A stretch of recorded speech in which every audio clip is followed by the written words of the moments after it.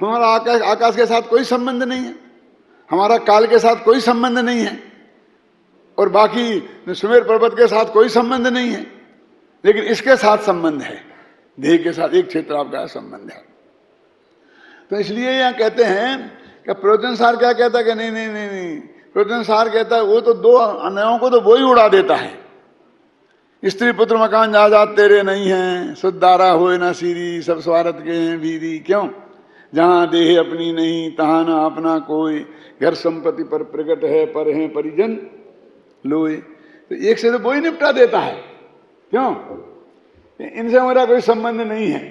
जिसे बोलते हैं असद्भूत उपचरित नय और अनुपचरित नय। उपचरित सद्भूत नय और अनुपचरित सद्भूत नय, ये संयोगों का ज्ञान कराने वाले हैं। तो इस संयोग को स्वीकार नहीं किया तो काम खत्म। अब ये कहता है प्रवचन सार का आत्मा कि द्रव्य गुण और पर्याय, विकारी और अविकारी सब, राग देश और मिथ्यात्व सब जिसमें शामिल हैं, उसका नाम समय है। यहां एक कह रहे हैं। क्यों? तो बहुत चक्कर वाला का कहां चक्कर है अपने इसमें? तो किताब में तो सार शब्द लगा है ना, तो जो छटनी करनी है वो सार से कर देंगे ना। अभी इससे क्यों घबराते हो कि समय का अर्थ छह द्रव्य तो वो नहीं कह रहे हैं। समय का अर्थ जिसमें ये चीजें हों, है ना। तो जिनको अपन कहते हैं गुण भेद का निषेध, प्रदेश भेद का निषेध, पर्यायों का निषेध इतनी बोलते हैं ना सब आप में, तो वो सब इसमें ले ली हैं। और उत्पाद भेद ध्रुव सत्ता सहित, तो ये आ गया ना, उत्पाद भेद ध्रुव हो गया ना। फिर दर्शन ज्ञान, तो गुण भेद आ गया। तो अनंत धर्मात्मक एक अखंड द्रव्य, क्रमवर्ती और अक्रमवर्ती पर्यायों से युक्त, सुपर प्रकाशक सामर्थ्य से युक्त और अनेकाकार होने पर भी एक रूप। ये क्या है? ये अनेकाकार होने पर भी एक रूप। अभी ऊपर का भी अर्थ बताऊंगा, लेकिन ये मुख्य ये ऐसा है कि ज्ञान में जितने पदार्थ जानने में आते हैं, उन सब पदार्थों के आकार ज्ञान में बनते हैं। मेरा प्रसिद्ध उदाहरण आंख का है ना, कि आप मुझे आंखों से देखिए, तो आपकी आंखों को कोई देखे तो उसमें मेरा चेहरा मिलेगा आपको। तो मेरा प्रतिबिंब आपकी आंख में पड़ा है और आपने उस आंख वाले पंडित हुकुमचंद को देखा है, मुझे नहीं देखा। जैसे दर्पण में देखते हैं ना, तो दर्पण में प्रतिबिंब पड़ा आपका, मैंने दर्पण में देखा, तो मैं कहता हूं मैंने आपको देखा, लेकिन वास्तव में मैंने दर्पण वाले आपको देखा, साक्षात आपको नहीं देखा। ऐसी ही ज्ञान की प्रक्रिया है कि पर्याय में प्रतिबिंब पड़ता है और उसको जाना जाता है। अब क्या है कि वो जो आपके ज्ञान में मेरा आकार आया, तो वो आकार मेरा है कि तुम्हारा, ये झगड़ा है। समझ ना? माने मैं तुम्हारे लिए गेय हुआ ना, जिसको आपने जाना, और आप हैं ज्ञायक, तो वो आकार किसका है? कि गेय जैसा है इसलिए गेय का है, और उसमें कच्चा मटेरियल आपका लगा है, आपकी ज्ञान पर्याय का लगा है। वो ज्ञान पर्याय उस रूप परिणमित हुई है पूरी, इसलिए वो जानने वाला ज्ञान का है, वो उसकी संपत्ति है, उसमें तुम्हारा कुछ नहीं। समझ में ना? तो उसी को कहते हैं गेयाकार और उसी को कहते हैं ज्ञानाकार, और हम झगड़ रहे हैं कि ज्ञानाकार है, ज्ञानाकार है, ज्ञाकार नहीं है, ये नहीं है, वो नहीं है, वो नहीं है, वो नहीं है, वो नहीं है, लेकिन दो हैं कहां?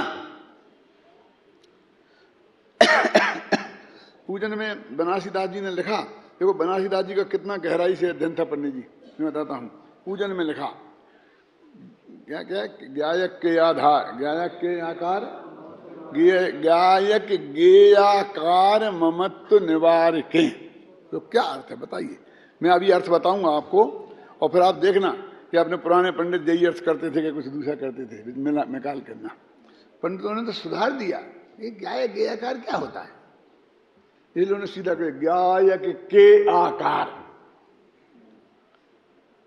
तो मैं बताओ गायक के आकार का क्या अर्थ होता है? तुम बताओ, सुधार करके भी तो बताओ क्या अर्थ होता है इसका।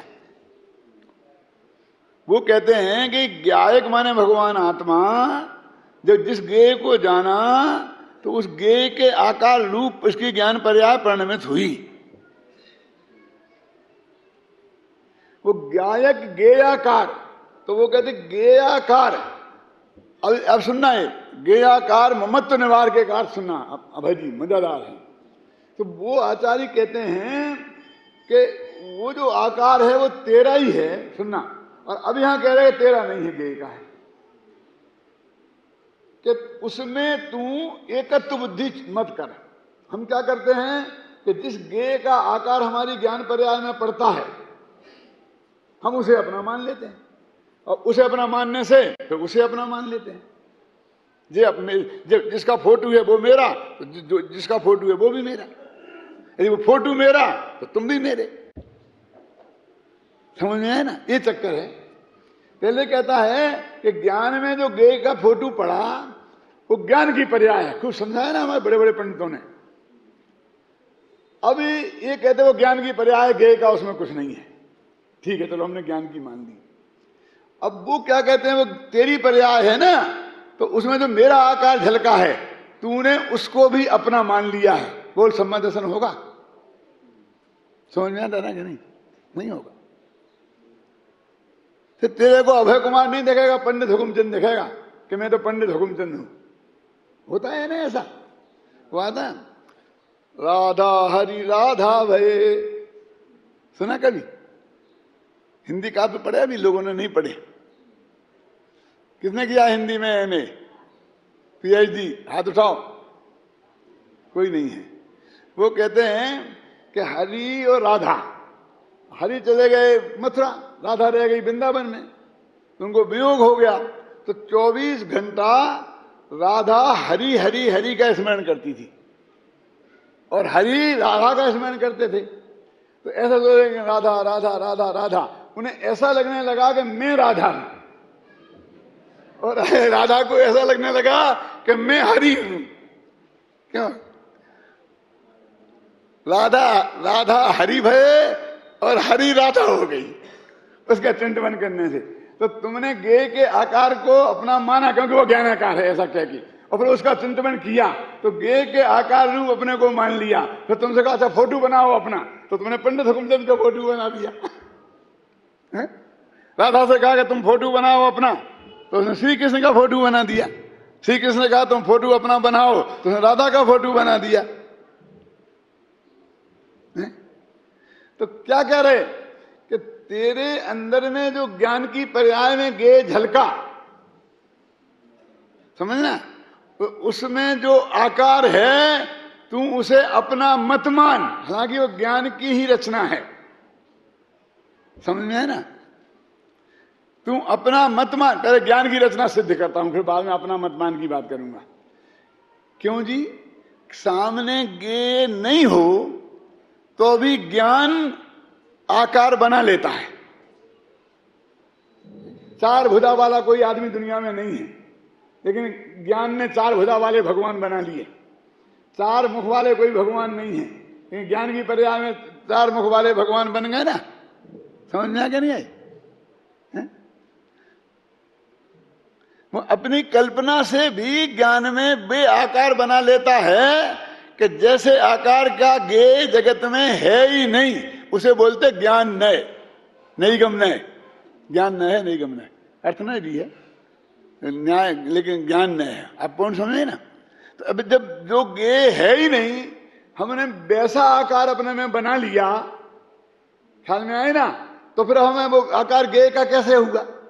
क्योंकि वो गे तो गधे का सी है, वो तो है ही नहीं। तो ज्ञान का ही मानना पड़ेगा ना। ज्ञान का आकार सिद्ध कर रहा हूं पहले में, समझ में? हमने ऐसा मान लिया कि सारा शरीर तो है मछली का और चेहरा चैंट दिया इंदिरा गांधी का। अब ऐसी मछली तो आज तक हमने देखी नहीं, ये जगत में है ही नहीं, और ऐसी इंदिरा गांधी नहीं देखी आज तक। लेकिन उसने कार्टूनिस्ट ने बना दी। क्यों? वो हमारे ज्ञान की गे बन गई। वो तो खैर चित्र था, हमारा चित्र तो था इसलिए बन गई, लेकिन वो बनाने वाले के ज्ञान का गे बन गई, तब तो उसने बनाई ना। तो अब आ गई ना, वो गे ज्ञान का ही आकार है, सिद्ध हो गया। फिर भी आचार्य कहते हैं ज्ञायन गेयाकार ममत्व निवार के, वो तू ज्ञान का आकार मत मान उसे, नहीं तेरा उसमें एकत्व मत हो जाएगा। तो तू मान के ये तो गे का आकार है, क्योंकि इसमें गे निमित्त है, गे जैसा आकार है, इसलिए इसे तू गे मान। तो तेरा जो भगवान आत्मा है उससे भी भिन्न है। जो गेयों के लक्ष्य से ज्ञान में जो आकार बने हैं ये भगवान आत्मा उनसे भी भिन्न है। इसका नाम है गेयाकार ममत्व निवार के। गेयों के आकार का ममत्व मन उनमें अपनापन छोड़ दे। क्या करें, दर्पण में अपना चेहरा पड़ा तो तुम्हें तो समझा रहे कि बेटा ये तुम नहीं हो, तुम तो अपने में ही हो। वो जो चेहरा है वो तो दर्पण का परिणमन है, ठीक है। अब यहां तुम्हें नहीं समझा रहे, अब दर्पण को समझा रहे, ज्ञान दर्पण को कि हे दर्पण भैया ये चेहरा तुम्हारा नहीं है, क्योंकि तुम्हारे जैसा दिखता नहीं है, उस जैसा दिखता है। तो तुम इसे अपना, इसमें ममत्व मत करो। शांति समझ में आई बात कि नहीं आई? इसमें अपनापन मत करो। इसमें अपनापन करोगे तो मरोगे। ये पर में एकत्व हो जाएगा, वो मिथ्या दर्शन हो जाएगा। इसका नाम है गेयाकार ममत्व। ममत्व माने मिथ्या दर्शन, जो क्या एकत्व, ममत्व, कर्तृत्व और भोक्तृत्व परद्रव्य में, इसी का नाम मिथ्यात्व है ना। हमने तो बहुत विस्तार से समझाया है। तो आपने उसमें एकत्व कर लिया, उसमें ममत्व कर लिया, तो उसका ममत्व छोड़ दे तू। तो दर्पण को क्या मानना चाहिए कि मैं तो मैं हूं, दर्पण हूं, उसमें जितने प्रतिबिंब झलकते हैं वे मैं नहीं हूं। वो जिसके प्रतिबिंब हैं वे उसके हैं, बस चल खत्म। ये समझौता कर करके है ना, अनंत काल से संसार में है, क्योंकि देखो संसार नहीं चल सकता बिना समझौता, बिना है? धर्म तो ये कहता है सब तोड़ो, सबसे संबंध तोड़ो, कुछ नहीं। ये तो ये कहते हैं कि बेटी बाप की के पति की, बोलो कि बेटी तो बाप ही की है, लेकिन बिमला बाप की के पति की। कि साहब क्या बात करते हो, बाप के हृदय में बस रही है। हाँ, बाप के हृदय में बस रही होगी और पति के हृदय में भी बस रही होगी। इससे डिसीजन नहीं होगा कि उसके अंदर झांक के देखो कि उसके हृदय में पति बस रहा है कि बाप। हमें कैसे पता पड़ेगा? पता भी हाल पड़ता है कि बाप का अभी नहीं भेजता हूं, मैं 15 दिन बाद भेजूंगा। फिर गए लेने के लिए, हो गए नहीं मैं आज ही लेके जाऊंगा। ऐसे ऐसे भी तो होते हैं जमाई, उनमें से मैं भी एक हूं। आज ही लेके जाऊंगा अभी, बोलो। बहुत झगड़ा हुआ और झगड़ा होने के बाद कहा कि डिसीजन लो तुम्हें, बस अब यहां रहना है कि मेरे साथ चलना है। बोलो क्या डिसीजन लेगा कोई? किसी ने क्या डिसीजन लिया होगा? क्या डिसीजन लिया जाना चाहिए? क्या अभी फैसला हुआ जाता है किसकी है? बाप की है, बेटी के पति की पत्नी है? बोलो। आप लोगों से मैं सलाह मांगता हूं कि ऐसे लोगों को आप क्या सलाह देंगे? अरे जाने दो आप लोगों की बात कि उसका बाप बेटी का और मां उससे कहे कि बोलो अब मैं क्या करूं। बोलो वो बेटी अपने माँ बाप से पूछे तो क्या कहे? वो माँ बाप क्या कहेंगे? बोलो बाप से पूछे, जिस बाप का मामला जोड़ी पे चढ़ा हुआ है कि बेटी तू जा, क्यों? यही कहेगी ना। बोलो यही कहना चाहिए ना, इस समझदार मां को यही कहना चाहिए ना। तो बोलो किसको देना है कि जो उसके हृदय में बसा है उसे दे दो। जो जिसके हृदय में बसी है वो उसे नहीं, वो तो मां बाप के हृदय में भी बसी है। उसके हृदय में जो बसा है उसे दे दो। तो तेरा जो ज्ञान में वो आकार है वो यद्यपि तेरे ज्ञान की पर्याय बनी है, बच्ची तेरे घर में पैदा हुई है, तेरी पत्नी के पेट में 9 महीना रही है और उसने 11 महीना तक, कितने महीना तक दूध पिया है अपनी माँ का? क्यों? तूने पाला पोसा है, पढ़ाया लिखाया है। ये सारे तर्क एक तरफ रख, हमें सुनने को तैयार नहीं है। अब बोल क्या करना? तो ऐसे ही वो ज्ञान की रचना है, उसमें सारे कच्चा मटेरियल ज्ञान का लगा है। मैंने आत्मा को परम सन्मुख होकर देखा है और मैंने इतनी मेहनत की है। ये बातें हमको मत सुना, क्या किया तूने? अब तू तो बता क्या तो किसके लक्ष्य से हुई है? वो तेरे ज्ञान में आई कैसे, मुझे बता। तेरे ज्ञान का गेय कैसे बनी? तो तूने पर लक्ष्य किया ना, तब बनी ना। तो तेरे में वो बस गई ना, तो वो बस गई पर्याय। पत्नी नहीं, वो तो निकल गई पत्नी तो बहुत देर की ख्याल में ना। तो वो उसी की गेयाकार, गेय के आकार जो ज्ञान में है, उससे तू ममत्व छोड़ दे। क्या हो रहा है कैलाश चंद जी? पत्नी को छोड़ने की बात नहीं है, जो पत्नी तुम्हारे ज्ञान में गेय बन रही है उसे छोड़ने की बात है। वो मैं नहीं हूं, ऐसा कह रहे हैं। क्या पंडित जी आपने बहुत बढ़िया रास्ता बता दिया, पत्नी को रखो और सिर्फ उसे छोड़ दो क्यों क्यों? उसे छोड़ दो, काम चल जाएगा। अरे भाई, उसे तू क्या पकड़ेगा? वो तो छूटी हुई ही है। नहीं छूटी हुई होती थी तो तुमने 100 दफे पैरों में बेड़ियां डाली कि पंडित हुकुमचंद का प्रवचन सुनने मत जाओ, और वो छोड़ के आ गई ना। ऐसी घटना हुई थी, सही घटना बताता हूं मैं। टीकमगढ़ में गए थे, पंचकल्याणक हुआ था 2 साल पहले। बस समाज ने प्रस्ताव पास कर लिया, कोई पंडित सुनने नहीं जाए, महिलाएं जाए और आदमी रोके। तो पति ने कह दिया कि अभी तू घर से निकल के गई तो फिर दोबारा इस घर में तेरे को पैर नहीं रखने दूंगा। सही घटना बता रहा हूं मैं, दोबारा पैर नहीं रखने दूंगा, तू हमेशा के लिए जाना।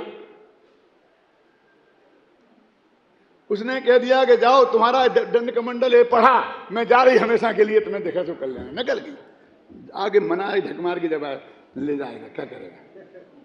निकाल। ऐसा हुआ है? इतना खतरनाक पंडित है, सावधान रहना पड़ेगा। सुनो, मेरा असर महिलाओं पर जल्दी होता है। एक सही घटना बताता हूं। कुराबड़ एक गांव है उदयपुर के पास। तो कुराबड़ गांव में हमारा शिविर था। वो शिविर किसके यहाँ था? राजा के राजमहल में था। वहां के राजा वाले ने सारी जगह दे दी और अपना घर होटल बनाया, तो हमें सब ठहरने के लिए दे दिया भिंडर में। हाँ, भिंडर में। तो भिंडर में शिविर था। तो अभी वहां पर क्या हुआ कि मैंने भाषण अंदर होता था, उन्हें महाराजों ने प्रतिज्ञा दिलाई थी, कोई आना नहीं। तो उन्हीं लोगों ने आके कहा कि पंडित जी आप बाहर प्रवचन करो, हम सब आना चाहते हैं लेकिन इस बाउंड्री में नहीं आ सकते। महाराज से प्रतिज्ञा ले ली हमने। तो हमने खुले मैदान में व्याख्यान किया, तो वहां बहुत भीड़ आ गई। फिर हमने उस व्याख्यान में एक बात कही बहुत मार्मिक। मैं आता हूं बहनों से एक कहता हूं, उस वक्त कहा था, तुमसे कुछ नहीं कह रहा हूं, कि तुम्हारी जब शादी हुई थी 7 फेरे पड़े थे, तो तुम्हें कुछ याद है कि तुम पति ने तुम्हारे साथ 7 शर्तें रखी थी और बदले में तुमने भी 7 शर्तें रखी थी।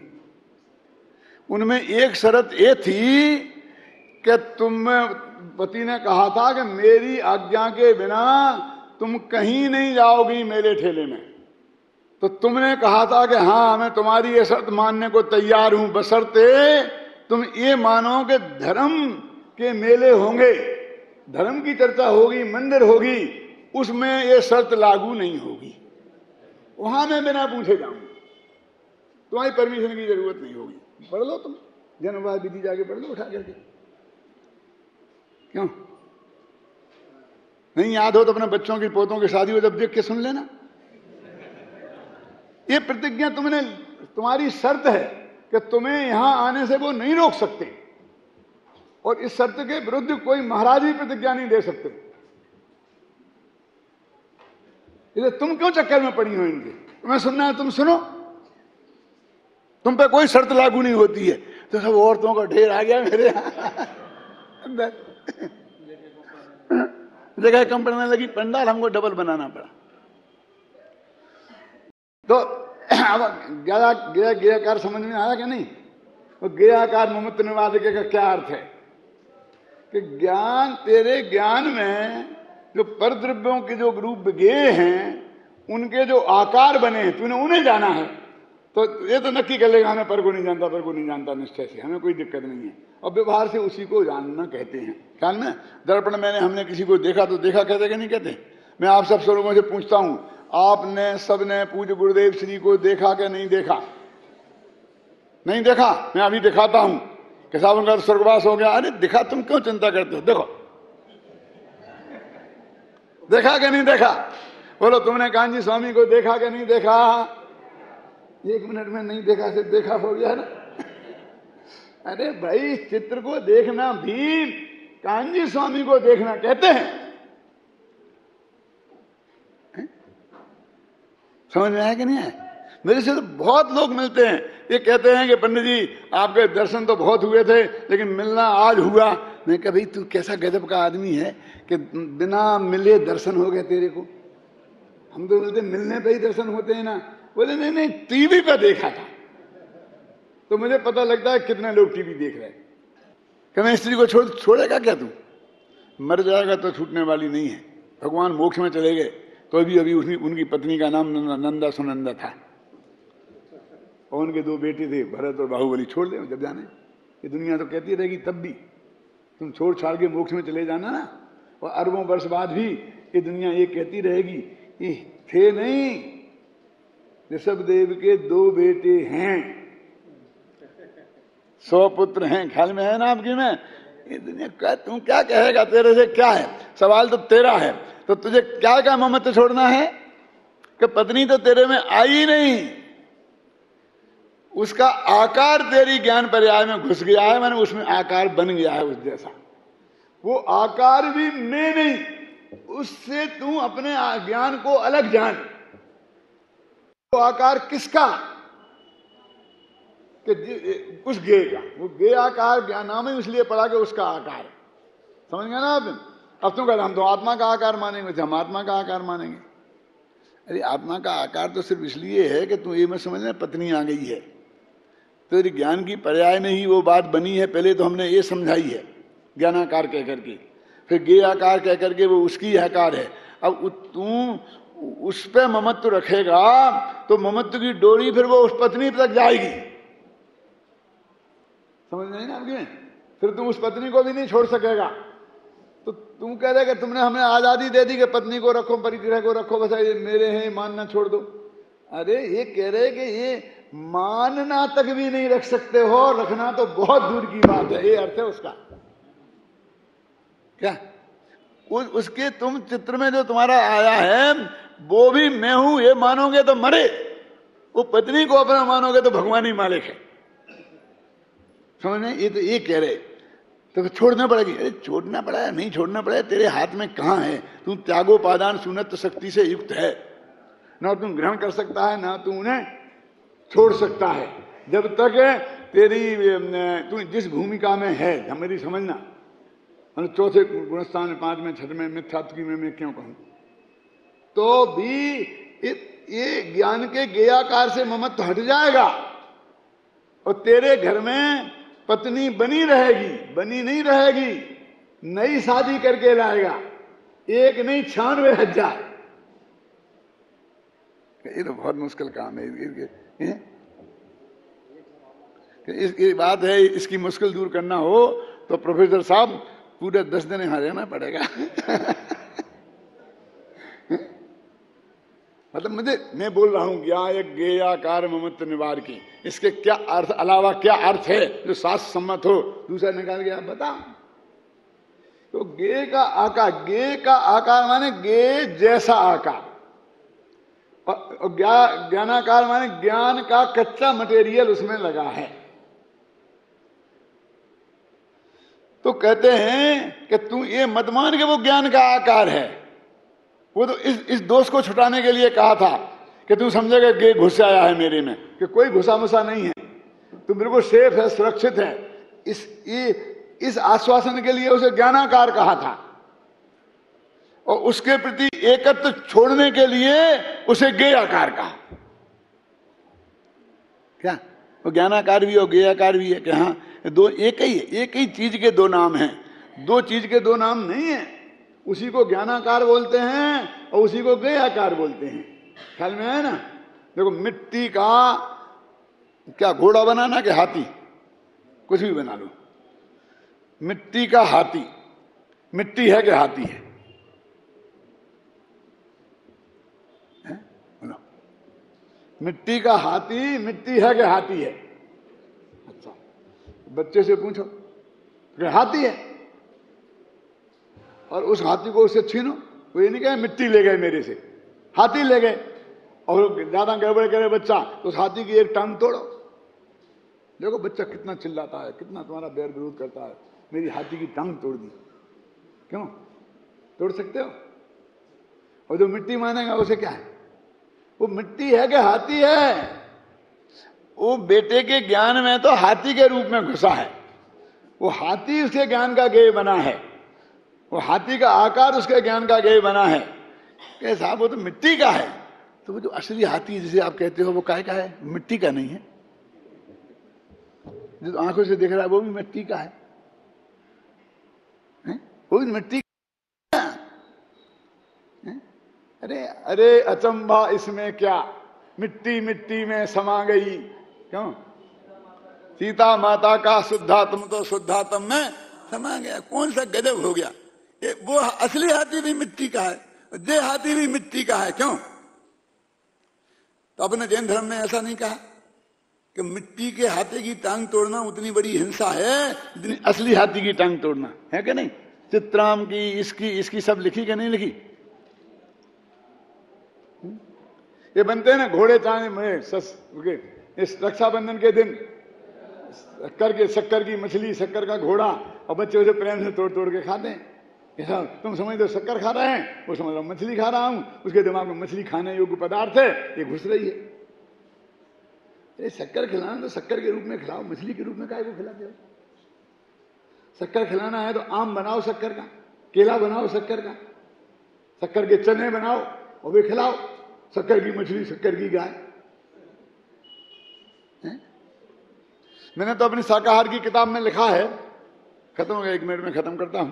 शाकाहार की किताब में क्या लिखा है कि सब वो अंडे जो हैं वो तो अचेतन हैं, ऐसे हैं वैसे हैं ऐसे हैं, बता दें। मैंने कहा कि जैन दर्शन में अंडे के आकार का भी कोई पदार्थ हो तो हम तो कहते उसके खाने में भी पाप है। बिल्कुल अंडे जैसे सफेद बनाओ, बिल्कुल वैसे ही आकार का बनाओ, बढ़िया कोई चीज है ना। अपने यहाँ तो मुर्गा का वो आया था ना, हम काय में दिया था, आटे का मुर्गा बनाया था तो 7 महीने लग गया था। सोच लो क्या है कि अपने तो आकार की इतनी महिमा है कि नहीं है कि तुम अपने हृदय में से पत्नी का जो आकार बना है, संपत्ति का जो आकार बना है, उसे निकालने तुम्हारे हाथ में है क्या? वो तो ज्ञान गुण का स्वभाव है, वो गेय का स्वभाव है, वो तो आए बिना रहेगा नहीं, वो तो तुम्हारा कुछ नहीं चलने वाला है। तो क्या करें कि ममत्व निवार के तुम तो ये मैं हूं, ये छोड़ दो, काम खत्म।